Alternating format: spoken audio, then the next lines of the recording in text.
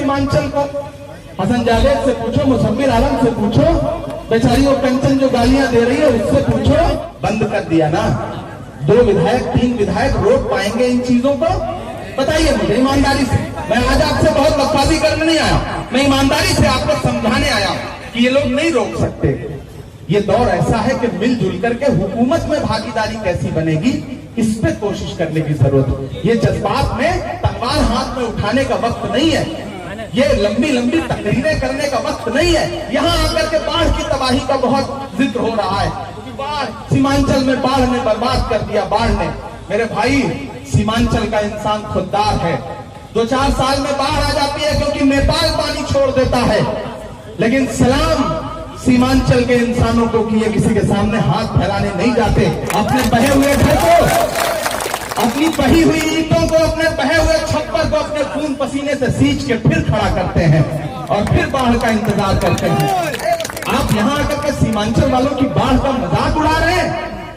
अरे असद साहब, हैदराबाद देखिए, अपना हैदराबाद देखिए।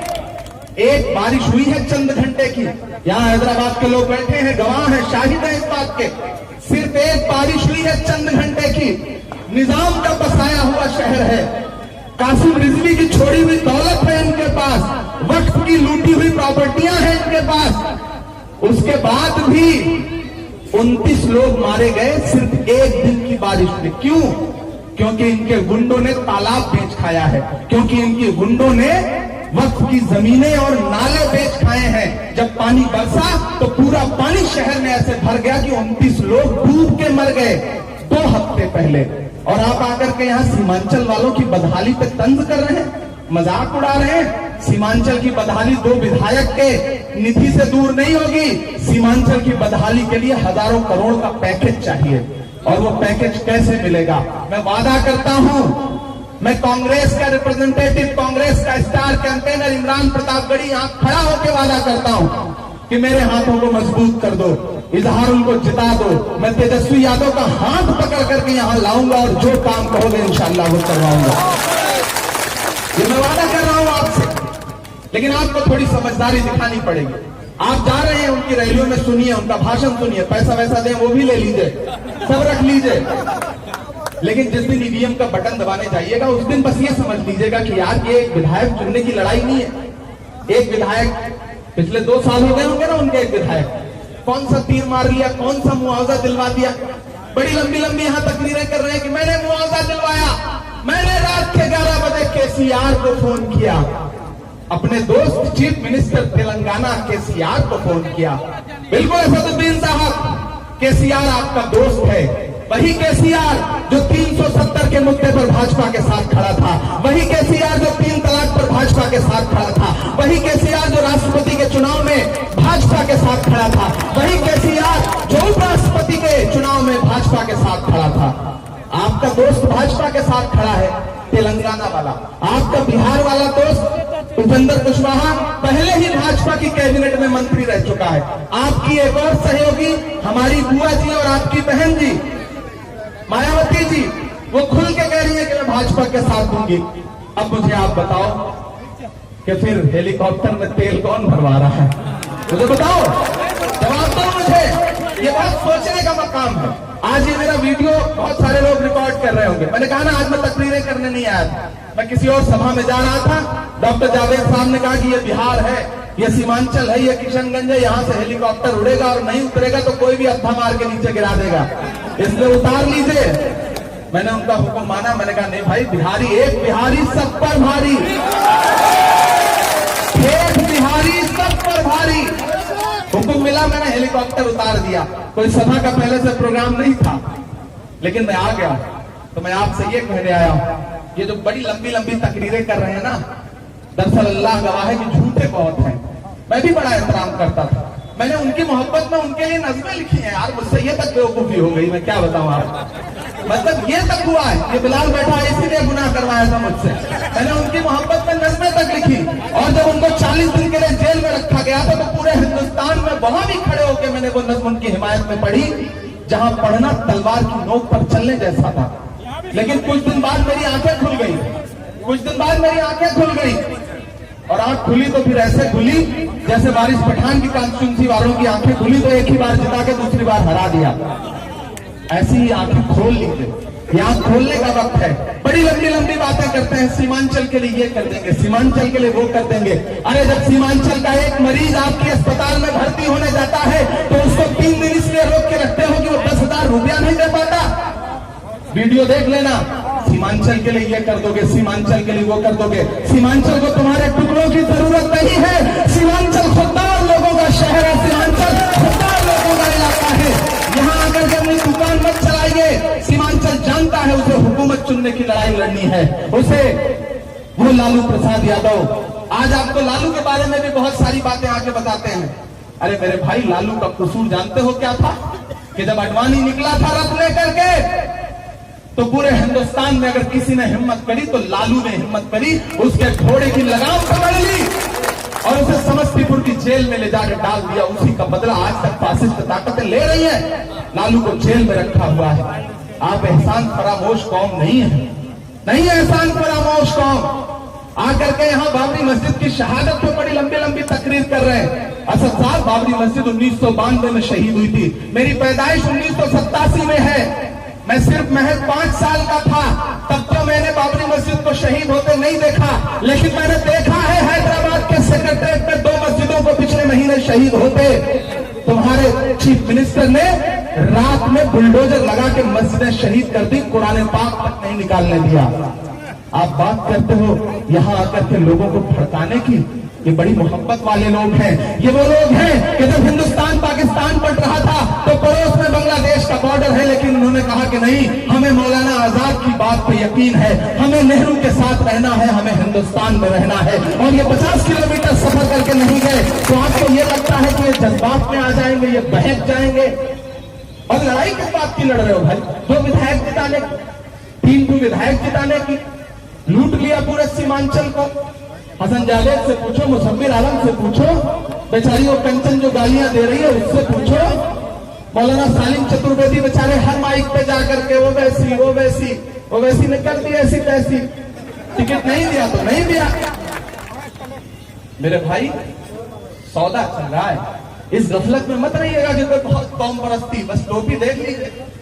हालत यह है, टोपी है, दाढ़ी है और माइक पे खड़े होकर कहते हैं, वीडियो जरा सुनवा देना आप लोग इनको, कि मेरा अल्लाह गवाह है कि जब खून की जरूरत थी तो मैंने 15 बोतल खून दिया। ये उन्होंने कहा है। और वैसे साहब, आप मुझे बताओ, पढ़े लिखे आदमी, कोई भी आदमी एक साथ 15 बोतल खून दे सकता है? दे सकता है। मतलब 1 बोतल के बाद डॉक्टर लेता ही नहीं, डॉक्टर मना कर देता है। 15 बोतल खून दिया भाई उन्होंने।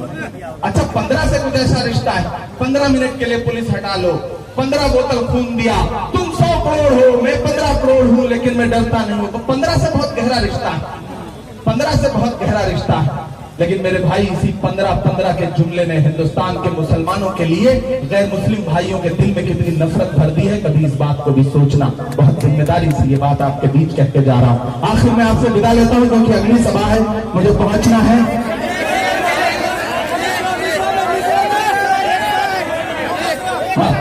अच्छा, दायरे में सिमट के आया है,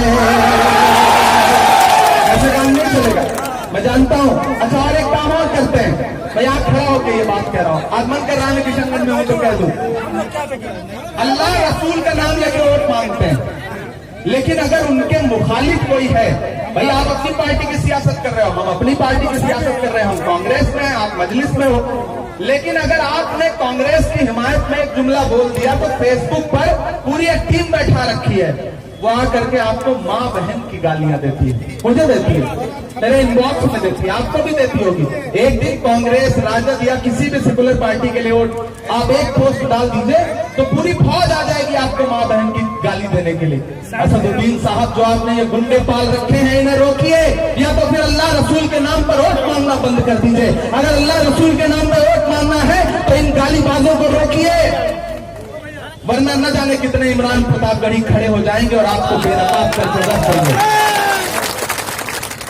दायरे में सिमट के आया है, हर रवायत से हट के आया है, आंधियों को जरा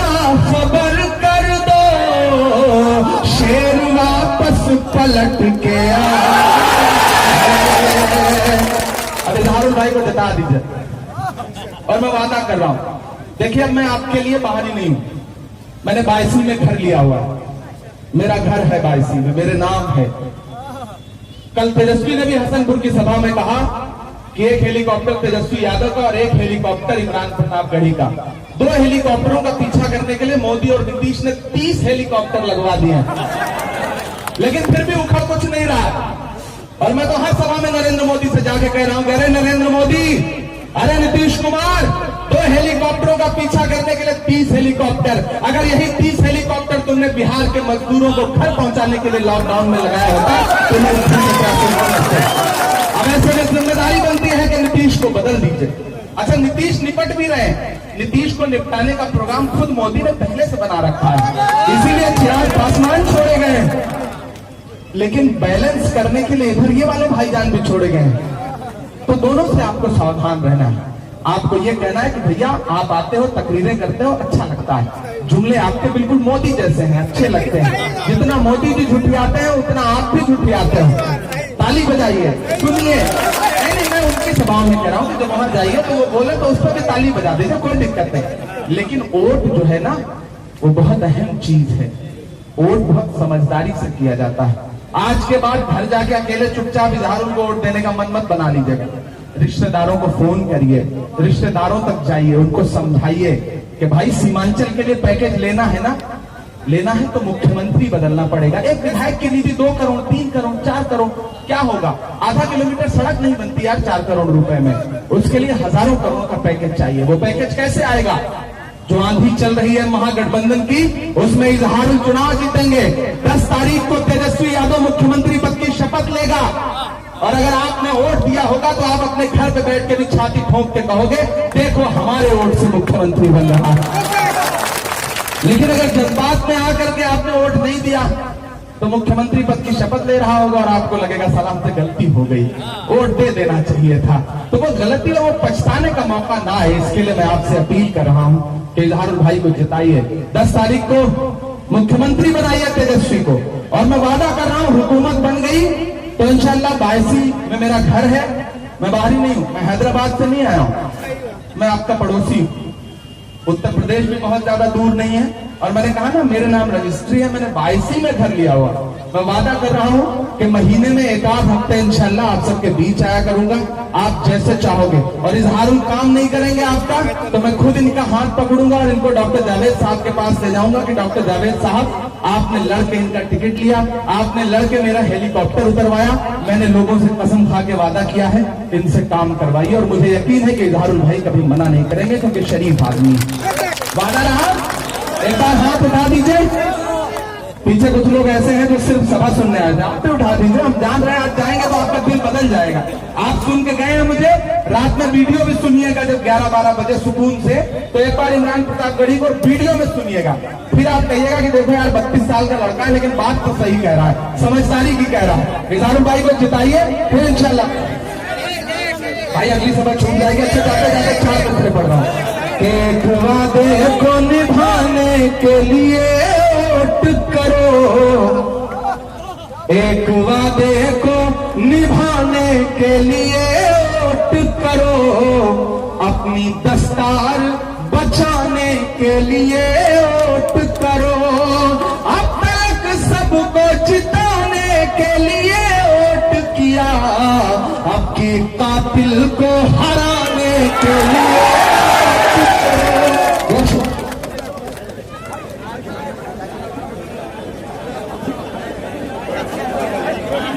इमरान प्रतापगढ़ी